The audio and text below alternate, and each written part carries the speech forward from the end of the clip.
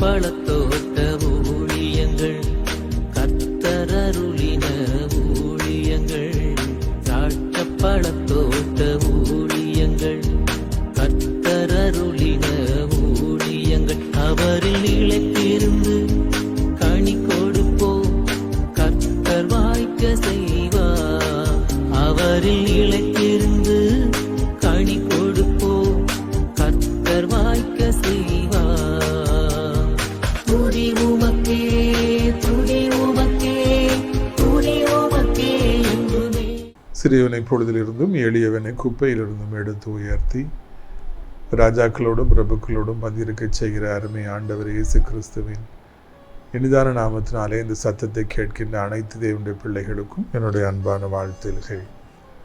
நீங்கள் யாவரும் கோடா கோடியை பெருகுவீர்களாக, உங்களுடைய பிள்ளைகள் கோடா கோடியை பெருகுவார்களாக என்று வாழ்த்துகின்றேன், ஆசீர்வதிக்கின்றேன். பிரியத்துக்குரியவர்களே, இந்த வாரம் நமக்கு சனிக்கிழமை கர்த்தருக்கு சித்தமானால் நாகர்கோவில் ஒய்எம்சி ஹால், அதாவது அந்த வடசேரி பஸ் ஸ்டாண்டுக்கு பின்னால் WCC காலேஜ் இருக்குது. அதுக்கு வந்து மேற்கு பகுதி வந்தீங்கன்னா விஜயதா கல்யாண மண்டபம் வரும். கடுத்தாப்பில் மேற்கு பகுதியிலே ஒய்எம்சி ஹால் இருக்கிறது. அங்கு வைத்து நம்முடைய விடுதலை நாள் கூட்டங்கள் நடைபெறும் என்பதை நான் மகிழ்ச்சியோடு தெரிவித்துக் கொள்ள ஆசைப்படுகிறேன். அனைத்து தேவனுடைய பிள்ளைகளும் திரளாக வந்து பங்கேற்கும்படியாக அன்போடு கூட அழைக்கின்றோம். நம்முடைய ஊழியத்தின் வாயிலாக செய்யப்பட்டு வருகிற இந்த அடைக்கலான் குருவி எனப்பட்ட முதியோர் இல்லம் மிக சிறப்பாக நடைபெற்று வருவதை நீங்கள் அறிவீர்கள். அங்கே அநேக ஆவிக்குரிய முதியவர்கள் தங்கியிருக்கிறாங்க. அவர்களுக்காக தினந்தோறும் நாம் நல்ல ஆவிக்குரிய கூட்டங்களை நடத்தி வருகிறோம், ஜெபங்களை நடத்தி வருகிறோம். வெளியிருந்து நல்ல குருவானவர்கள் மற்றும் நல்ல நல்ல ஊழியக்காரெல்லாம் வந்து அவங்கள ஜெபத்தில் நடத்துகிறாங்க. எனவே நீங்கள் இதை மனதில் வைத்துக்கொண்டு யாராவது ஆவிக்குரிய முதியோர்களுக்கு தேடினால் அவர்களுக்கு இதை தெரியப்படுத்த வேண்டும் என்று உங்களை அன்போடு அழைக்கின்றோம். அது மாத்திரமல்ல, நாம் சீக்கிரமாக அனாதை பிள்ளைகளுக்கான அனாதை இல்லத்தையும் அவர்கள் படிக்கிறதற்காக ஸ்கூலையும் கட்டணும்னு சொல்லி கூட பிரயாசம் எடுத்து வருகிறோம். அதற்காக அதிக உதவி தேவைப்படுகிறது. அதற்காக நீங்கள் ஜெபித்துக் கொள்ளுங்கள். இந்த நாளிலே நம்முடைய பிரயோஜனத்திற்காக மத்தேயு 14ஆம் அதிகாரம் 28வது வசனத்திலிருந்து வாசிக்க நான் விரும்புகிறேன். மத்தேயு 14:28 முதல். பேதுரு அவரை நோக்கி, ஆண்டவரே, நீரையானால் நான் ஜனத்தின் மீது நடந்து உம்மிடத்தில் வர கட்டளையிடும் என்றார். பார்த்தீங்களா? நீரே ஆனால் நானும் ஜலத்தின் மீது நடந்து வர கட்டளையிடும். என்ன ஒரு சூழ்நிலைங்கிறது வந்து உங்களுக்கு தெரியும். சீசர்கள் சென்று கொண்டிருக்கிற படகு அள்ளல் பட்டு கொண்டிருக்கிறது, எதிர்காற்று வீசுகிறது. என்ன செய்யணும்னு சொல்லி அவங்களால தெரியல. அந்த பிரச்சனையை அவங்களால ஹேண்டில் பண்ண முடியல. அதை பார்த்த ஆண்டவர் மலையிலிருந்து இறங்கி வந்து அவர் 4ஆம் ஜாமத்தில் தண்ணீர் மேலே நடந்து வந்து அந்த படகு பக்கத்தில் அவர் வாரார். நம்முடைய ஆண்டவர் நினைத்தால் தண்ணீர் மீது கூட நடக்க முடியும் என்பதை இந்த இடத்துல நாம் காண்கிறோம். அப்படியாக தண்ணீர் மீது அவர் நடந்து வந்து நிற்பதை பார்த்த உடனே முதல்ல இவங்க ஆவேசம்னு சொல்லி பேயை நினச்சி பயப்படுறாங்க. ஆண்டவர் அவங்ககிட்ட நான் தான் பயப்படாதீங்க அப்படின்னு சொல்லி அவரிடத்துல ஆறுதலாக தேர்தலாக அங்கே பேசி அவர்களுக்கு அங்கே சமாதானத்தை அருளி செய்வதை நாம் காண்கின்றோம். அதை பார்த்த மாத்திரத்தில் அங்கே பேதுரு எனப்பட்ட அந்த சீசன் மாத்திரம் கொஞ்சம் சமாதானம் அடைஞ்ச உடனே, ஆண்டவரே, நீரையானால் நானும் நடந்து வருவதற்கு கட்டளையிடும் என்று சொல்லி அங்கே சொல்லுவதை காண்கிறோம். அது நமக்கு மிகவும் ஆச்சரியமாக இருக்கிறது அல்லவா? நானும் உங்களை மாதிரி கடலில் நடக்கணும், நானும் இந்த உலகத்தில் வெற்றி பெறணும்னு சொல்லி அவர் அங்கே ஆசைப்படுவதை காண்கிறோம். நிறைய பெற்றோர்களை பார்க்கிற பொழுது அவங்க வந்து பிரகாசிக்கிறவங்கள பார்க்கும்போது என் பிள்ளையும் அப்படியாக வரணும் அப்படின்னு சொல்லி அவங்க ஆசைப்படுறாங்க. நான் லைலா கல்லூரியில் படித்து கொண்டு வந்த பொழுது அநேக பெற்றோர்கள் அந்த மே மாதந்தோறும் நடக்கிற அந்த சம்மர் கேம்பில் தன்னுடைய பிள்ளைகளை கொண்டு போய் சேர்த்து எப்படியாவது என் பிள்ளையும் ஒரு சச்சின் டெண்டுல்கராக வரணும், ஒரு விராட் கோலியாக வரணும், டோனியாக வரணும்னு சொல்லி அவர்கள் 1000 கனவோடு கூட இருப்பார்கள். தன் பிள்ளை எப்படியாவது ஒரு பெரிய கிரிக்கெட் பிளேயர் ஆக்கணும், அரசியல்வாதி ஆக்கணும், இப்போ டாக்டர் ஆக்கணும், இன்ஜினியர் ஆக்கணும் என்று எத்தனையோ பேருக்கு ஆசை உண்டு. எவ்வளோ பேருக்கு எவ்வளோ பெரியதான ஆசைகள் உண்டு. தண்ணீர் மீது நடப்பதற்கு ஆசைகள் உண்டு. அசாதாரணமான காரியங்களை செய்ய வேண்டும் என்று சொல்லி ஆசைகள் எத்தனை பேருக்கு உண்டு. அதைத்தான் இந்த இடத்துல நான் காண்கிறோம். பிரியத்துக்குரியவர்களே, இதை இந்த இடத்துல நம்முடைய ஆண்டவர் நம்மிடத்தில் பேசுகிறார். அங்கு ஒரு பேதுரு எனப்பட்ட ஒரு மனிதனுக்கு எவ்வளோ பெரிய ஒரு ஆசை, தண்ணீர் மேல் நடக்கணும், ஆண்டவர் மாதிரி நடக்கணும். இதே போல் ஆசைகள் அநேகருக்குள்ளே இருப்பதை காண்கிறோம். மனிதன் என்றாலே வேறு ஒன்றுமே கிடையாதுங்க, நிறைய ஆசைகள் இருப்பது தான் மனிதர்கள். அதை சாதிக்கணும், இதை சாதிக்கணுங்கிற அந்த வெறி, நிறைய பேருக்கு சம்பாதிக்கணுங்கிற வெறி, முன்னேறணுங்கிற வெறி நல்லபடியாக இருப்பதை காண்கிறோம். உழைக்கிற எத்தனையோ பேர்களை நான் காண்கிற பொழுது அவர்கள் சொல்வது என்ன, நான் உழைத்தேன், நான் ஆசைப்பட்டேன், நான் ஓடினேன், நான் சாதித்தேன் என்று சொல்லி நிறைய பேர் சொல்வதை காண்கிறோம். சென்னையில் இருக்கிற மிகப்பெரிய அந்த கடைகளை நீங்கள் பார்ப்பீர்கள் என்றால் அவர்கள்லாம் சொல்லுவாங்க, நாங்கள் உழைத்தோம், ஆசைப்பட்டோம், பெரிய அளவில் வரணும்னு சொல்லி, பறக்க வேண்டும் என்று சொல்லி ஆசைப்பட்டோம். அந்த ஆசைகள் தான் இன்றைக்கு அவர்களை இப்படி எவ்வளவு பெரிதான தொழிலதிபர்களாக மாற்றி இருக்கிறது. ஊழியக்காரர்கள் எல்லாம் எங்குமாய் ஓடி எப்படியாவது ஊழியத்தை கொண்டு வர வேண்டும், அநேகருக்கு ஊழியம் செய்ய வேண்டும் என்று சொல்லி ஆசைப்படுகிறார்கள். அதனுடைய விளைவுதான் இன்றைக்கு அவர்களை இவ்வளவு பெரிய மனிதர்களாக மாற்றி வைத்திருக்கிறது.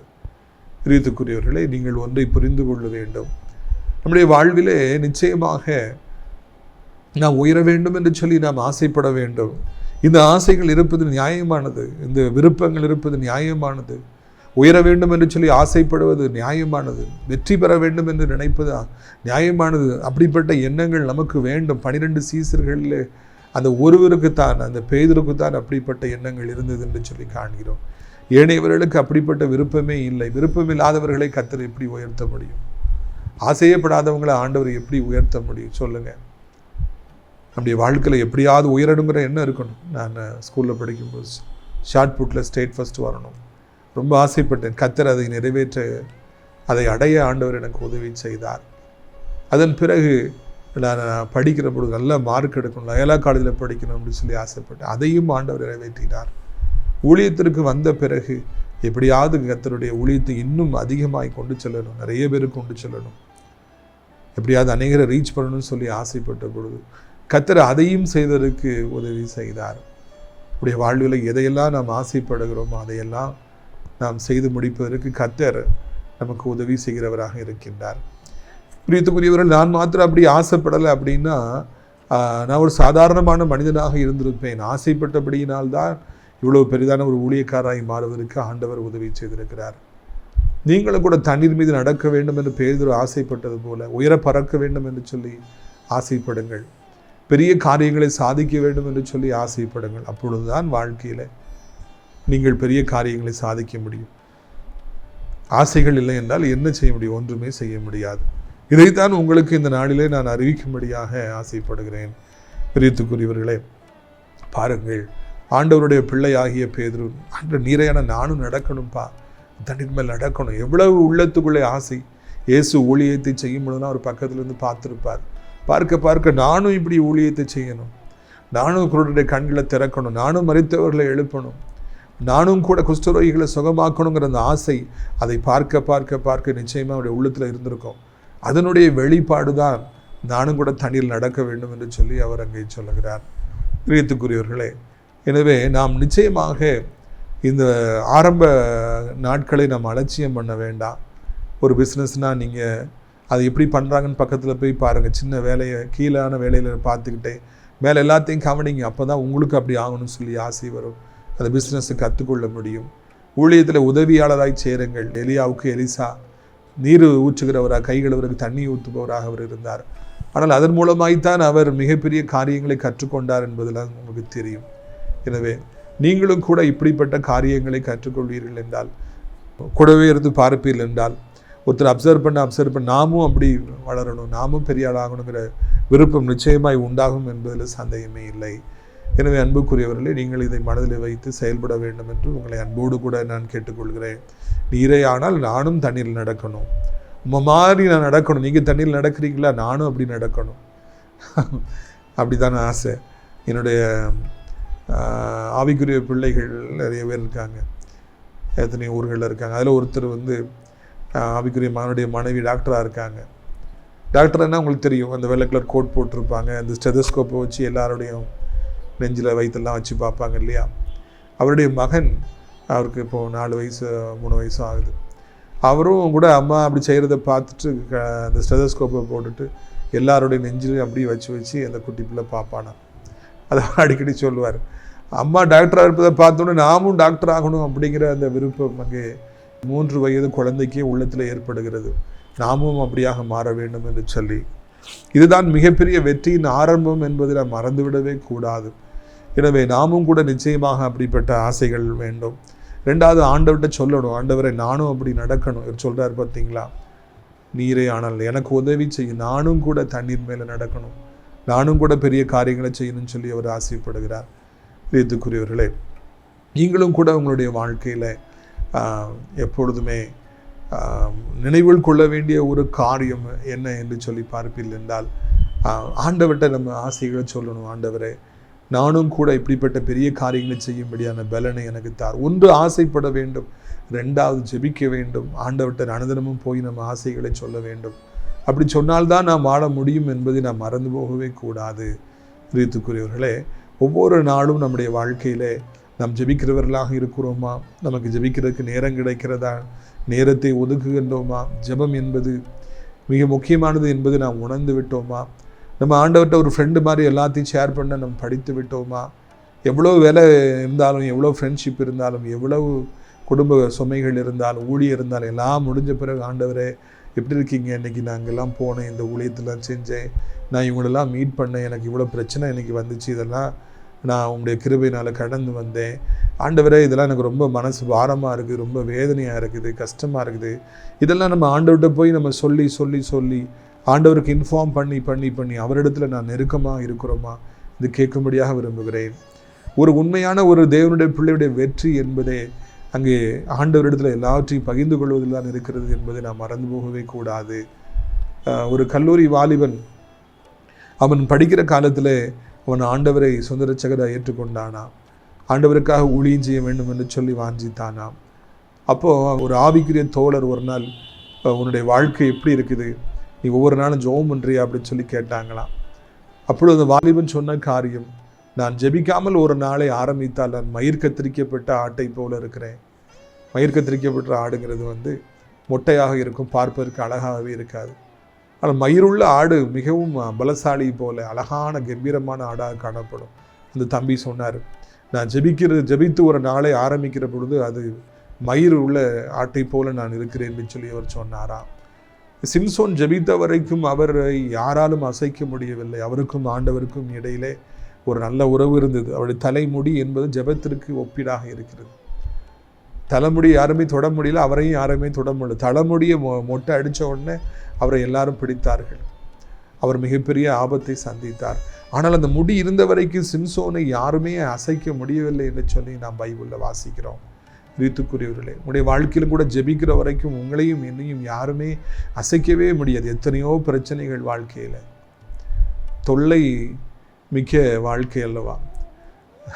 நம்முடைய ஆண்டவர் தான் நமக்கு துணை. அவர்கிட்ட போய் நம்ம பிரச்சனைகளை சொல்லிக்கிட்டே இருப்போம், நம்ம கஷ்டங்களை சொல்லிக்கிட்டே இருப்போம், நம்முடைய பாடுகளை நம்ம சொல்லிக்கிட்டே இருப்போம், நம்ம வேதனைகளை சொல்லிக்கிட்டே இருப்போம். அப்பொழுதுதான் ஆண்டவர் உங்களை அவர் ஆசீர்வதிக்கின்றவராக இருப்பார். ரீத்துக்குரியவர்களே, நீங்கள் ஒன்றை புரிந்து கொள்ள வேண்டும், எப்பொழுதும் நம்முடைய ஆண்டவர் நமக்கு அவர் உதவி செய்பவராக இருப்பார், நமக்கு அவர் போதுமானவராக இருப்பார். ஜபிக்கிற பொழுது நம்முடைய உள்ளத்தில் இருக்கிற ஐயப்பாடுகள் நீங்கும், கவலைகள் நீங்கும், பயங்கள் நீங்கும், ஒரு தெளிவு உண்டாகும். எதுக்காக ஜெபம் பண்ணுறோமோ அந்த காரியங்கள் கைகூடும். வீட்டில் யாரும் வியாதிப்பட்டிருக்காங்களா, ஜெபம் பண்ணுங்க, நல்லா ஜெபம் பண்ணுங்க, ஆண்டவரே இந்த வியாதி போகட்டும்னு சொல்லி ஜெபம் பண்ணுங்க, வியாதி போயிடும். உங்களுக்கு பண கஷ்டமாக இருந்தால், தேவைகள் மத்தியில் இருக்கீங்களா, ஆண்டவரை தேவைகளை சந்திக்கணும்னு கேட்டு பாருங்கள். ஆண்டவர் அந்த தேவைகளை சந்திக்கும்படியாக உங்களுக்கு உதவி செய்வார். உங்களை அவர் அளவில்லாமல் ஆசீர்வதிப்பார் என்பதெல்லாம் நீங்கள் தெரிந்து கொள்ள வேண்டிய காரியமாக இருக்கும். எனவே இந்த அருமையான நாளிலும் கூட கர்த்தர் உங்களுக்கு பலன் கொடுக்கின்றார், உங்களை ஆசீர்வதிப்பார். உங்களுக்கு ஜெபிக்க ஜெபிக்க ஜெபிக்க நல்ல ஒரு முன்னேற்றம் வரும், ஞானம் வரும், புத்தி வரும், தைரியம் வரும், காரிய சித்தி உண்டாகும். என்ன செஞ்சாலும் நீங்கள் வெற்றி அடைவதற்கு ஆண்டவர் உங்களுக்கு உதவி செய்வார். போகிற இடமெல்லாம் கர்த்தர் உங்களோடு கூடவே வருவார். உங்களுடைய முகம் பிரகாசமாக இருக்கும். உங்கள்கிட்ட பார்க்குறவங்க, பேசுகிறவங்க, பழகிறவங்கெல்லாம் is not an ordinary man, அவர் சாதாரணமான மனுஷன் கிடையாதுன்னு சொல்லி உணருவாங்க. உங்களை சுற்றி தான் அந்த உலகமே வரும். அப்படிங்கிற அளவிற்கு ஆண்டவர் சூழ்நிலை உருவாக்குவார். ஊழியக்காரனாக இருந்தால் வல்லமையாக எடுத்து பயன்படுத்துவார். பிஸ்னஸ் மேனாக உங்களுடைய பிஸ்னஸை ஆண்டவர் ஆசீர்வதிப்பார். படிக்கிற தம்பி தங்கச்சியாக இருப்பீங்க, உங்களை படிப்புகளை எத்தனை ஆசீர்வதிப்பார். எல்லாவற்றிலும் ஆண்டவர் உங்களுக்கு உதவி செய்வார் என்பதெல்லாம் இந்த நாளிலே உங்களுக்காக நான் தெரியப்படுத்துகிற காரியம். எனவே இதை நீங்கள் மனதில் வைத்துக் கொள்ளுங்கள் என்று உங்களை அன்போடு நான் அழைக்கின்றேன். பிரியத்துக்குரியவர்களே, ஆண்டவர்கிட்ட அவர் பேசுகிறார் இல்லையா, பேதுரு நானும் நடக்கணும்னு சொல்லி ஆசைப்பட்ட ஆசையை சொல்கிறார் இல்லையா. உங்கள் ஆசையை ஆண்டவர்கிட்ட சொல்லிக்கிட்டே இருங்க. என்ன ஆசைப்படுறீங்களோ அதை சொல்லிக்கிட்டே இருங்க. உங்களுக்கு எது வேணுமோ அதை ஆண்டவர்கிட்ட சொல்லிக்கிட்டே இருங்க. சுகம் வேணும், சுகம் வேணும், சுகம் வேணும். அந்த வியாதி போகட்டும், இந்த வீக்கம் போகட்டும், இந்த புண்ணு மறையட்டும், இந்த கருப்பு கலர் மாறட்டும், ரத்த ஓட்டம் வரட்டும்.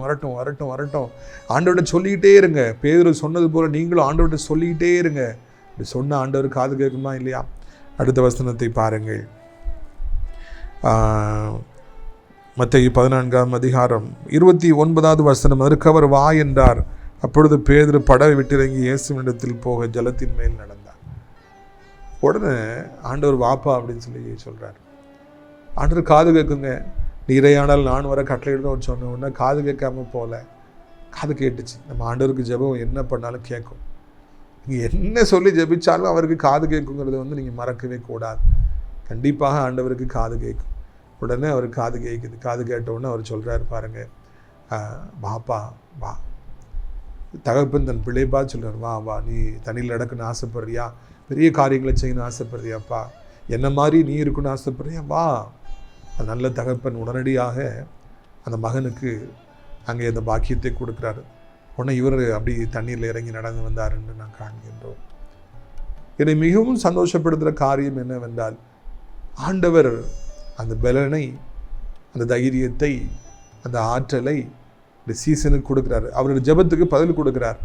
அவருடைய வேண்டுதலை நிறைவேற்றுகிறார். பெரிய காரியத்தை செய்ய வேண்டும் என்று வாஞ்சித்த அந்த பேதுரு தண்ணீர் மேலே நடந்து ஆண்டவரை போல நடந்து வந்தாரா. ஆண்டவரும் ஒரு பக்கம் தண்ணீரில் நடக்கிறாரு, இந்த பேதுருவும் தண்ணீரில் நடக்கிறார். காரணம் என்ன? ஆண்டவர் பெர்மிஷன் கொடுத்தார். இவர் ஆசைப்பட்டு கேட்டார். உடனே இவர் இறங்கி நடந்து வந்தார் என்று சொல்லி நான் காண்கிறோம். வானத்தையும் பூமியையும் படைத்த கர்த்தர் ஆண்டவர், தேவாதி தேவன், ராஜாதி ராஜன் அங்கே அழகானபடிக்கு அவர் அங்கே பெர்மிஷன் கொடுக்கின்றார்.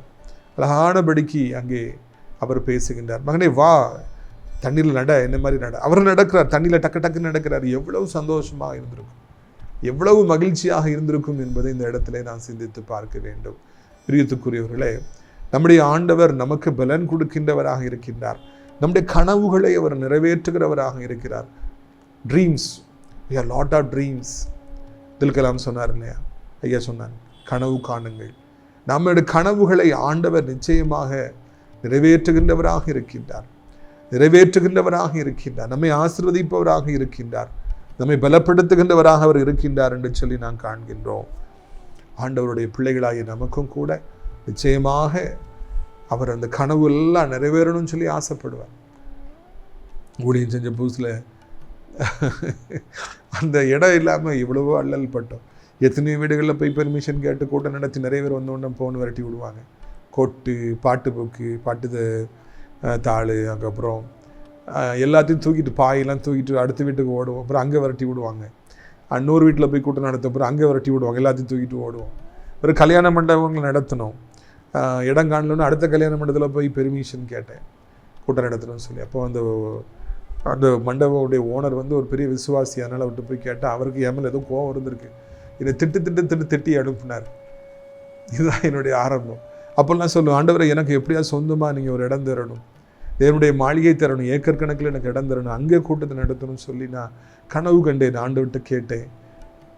அப்போல்லாம் எனக்கு சொந்தமாக இடமே இல்லை. ஆனால் நான் ஆண்டவர்கிட்ட கேட்டேன், கர்த்தர் இன்றைக்கு 7 ஏக்கர் நிலப்பரப்பிலே எவ்வளோ ஆயிரக்கணக்கான மக்கள் உட்கார்ந்து கூட்டத்தை நடத்தும்படியான ஒரு இடத்தை கொடுத்துருக்காங்க. எவ்வளோ நல்ல ஆண்டவர் பார்த்தீர்களா, எவ்வளோ பெரிதான ஆண்டவர். ஒரு நாளில் கொட்டு எடுத்துக்கிட்டு பாட்டுத்தாள்களை எடுத்துகிட்டு, பாட்டு புக்கு எடுத்துகிட்டு, பாயெல்லாம் எடுத்துகிட்டு ஓடணும், விரட்டி விட்டாங்க. இன்னைக்கு காணியாட்சியாக சொந்தமான இடத்தை ஏசப்பா இந்த கனவை ஆண்டவர் ஒரு நாள் நிறைவேற்றி இருக்கிறார். இன்னும் எவ்வளோ கனவுகள் இருக்குது, அதையும் ஆண்டவர் நிச்சயமாக நிறைவேற்றுவாருங்கிற நம்பிக்கை இருக்கிறது. கடல் மேல் நடந்து வருவதற்கு தேவையான பலனை ஆண்டவர் பேதுருவுக்கு கொடுத்தார். இந்த உலக வரலாற்றிலே இந்த பேதுருவை போல யாரும் இந்த சாதனை செய்யவே இல்லை. ஆனால் ஆண்டவர் அந்த நாளிலே பேதுருக்கு அந்த பாக்கியத்தை கொடுத்தார். எனக்கும் அவர் அப்படியே செய்வார், உங்களுக்கும் அவர் அப்படியே செய்வார். மிகப்பெரிய சாதனைகளை நாம் படைக்கும்படியாக, இந்த உலகத்தில் எந்த மனிதனாலும் செய்ய முடியாததை நாம் செய்யும்படியாக, யார் நினைத்து பார்க்க கூட முடியாத காரியங்களை எல்லாம் நாம் செய்யும்படியாக ஆண்டவர் நமக்கு உதவி செய்வார் என்று சொல்லி இந்த நாளிலே உங்களில் அன்பாய் நான் கேட்டுக்கொள்ள விரும்புகிறேன். பிரியத்துக்குரியவர்களே, நீங்கள் எதை குறித்தும் கலங்காதிருங்கள், எதை குறித்தும் பயப்படாதிருங்கள். இந்த உலகத்தில் எத்தனை பேர் தோன்றாங்க, எத்தனை பேர் மறைகிறாங்க. ஆனால் சாதனை செய்தவர்கள் என்பவர்கள் மிகவும் குறைவானவர்களே, சாதித்தவர்கள் என்பவர்கள் மிக குறைவானவர்களே. நானும் நீங்களும் கூட சாதிக்கும்படியாக பிறந்திருக்கிறோம். ஏசப்பா சும்மா ஒரு சாதாரணமான வாழ்க்கையை வாழ்கிறதுக்காக நம்மளை அழைக்கலைங்க, தெரிஞ்சு கொள்ளலை. எங்கோ போயிட்டு இருந்த என்னுடைய வாழ்க்கையை எதற்காக ஏசப்பா என் பின்னால் வா, என் ஊழியத்தை செய்வா, மகனை எதுக்கு கூப்பிட்டுருக்காங்க, நான் சும்மா இருப்பதற்காக அல்ல, மிகப்பெரிய சாதனைகளை செய்ய வேண்டும் என்பதற்காகவே கர்த்தர் என்னை அழைச்சிட்டு வந்திருக்காரு, உங்களையும் அழைச்சிட்டு வந்திருக்கிறாரு. அதனால் நீங்கள் இதை புரிந்து கொள்ள வேண்டும் என்று சொல்லி உங்களை அன்போடு கூட நான் அழைக்கின்றேன்.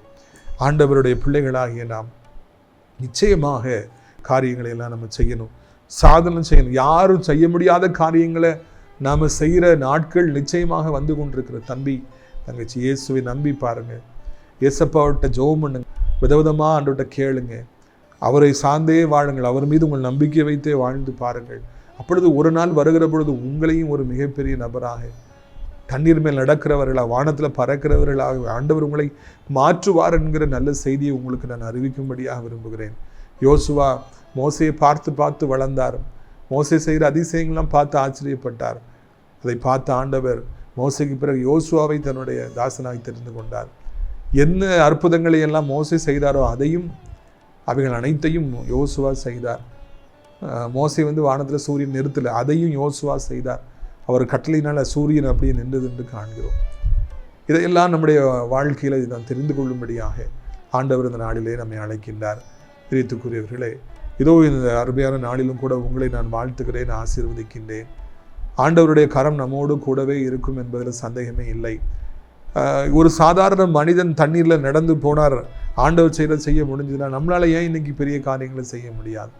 ஆண்டவருக்காக ஏன் பெரிய காரியங்களை செய்ய முடியாது? இந்த போன வாரம் சென்னைக்கு ஊழியத்துக்கு போயிட்டு நான் வரும்பொழுது ஒரு ஆவிக்குரிய மகன் கண்மணி சாலமோன் என்னை அவர் காரில் அழைச்சி கொண்டு போனார். அப்பொழுது அவர் ஒரு ரோட்டில் போகும்போது வலது பக்கமாக ஒரு பெரிய சர்ச்சு கட்டிட்டு வராங்க, ஒரு பெரிய ப்ரேயர் டவர் கட்டிட்டு வராங்க, அதில் ஒரு பெரிய சிலுவை வச்சுருந்தாங்க பாருங்கண்ணா அப்படின்னு சொல்லிட்டு இவங்க ஆண்டவருக்காக இந்த பெரிய கட்டிடத்தை கட்டி வராங்க, சர்ச்சை கட்டுறாங்க, பெரிய ப்ரேயர் டவர் கட்டு வராங்க. அப்போ என் மனசில் என்ன தோணுச்சு, நாமும் ஏன் இப்படி கட்டக்கூடாது? ஆண்டவருக்காக ஏன் நாமும் கூட பெரிய காரியங்களை செய்யக்கூடாது? இதை விட பெரிதாக ஏன் கட்டக்கூடாதுங்கிற எண்ணம் எனக்கு வந்தது. ஆசைகள் வருகிற பொழுது தான் நம்ம ஆண்டவர்கிட்ட கேட்குறோம், ஆண்டவர்கிட்ட கேட்கும் பொழுது தான் அவர் அதை நமக்கு தருகிறார். இதைத்தான் புரிந்து கொள்ளும். 4 இடத்துக்கு போகும்போது நானும் இப்படி வரணும்ப்பா, நானும் முன்னேறணும், நானும் பெரிய காரியங்களை செய்யணும் என்று ஆசைப்படுகிற பொழுது கர்த்தர் நமக்கு பெரிய காரியங்களை நிச்சயமாய் செய்வார். நீங்கள் அப்படி ஆசைப்படுவீங்களா? நீங்கள் ஜெபம் பண்ணுவீங்களா? ஆண்டவர்கிட்ட உதவி கேட்பீங்களா? அப்படின்னா ஆண்டவர் நிச்சயமாக அதையெல்லாம் செய்வதற்கு தேவையான பலனை உங்களுக்கு அவர் தருவார் என்பதில் சந்தேகமே இல்லை. உங்களுடைய ஆசீர்வாதங்களுக்காக நான் ஜெபிக்க முடியாது விரும்புகிறேன். கண்களை மூடுவீர்களா?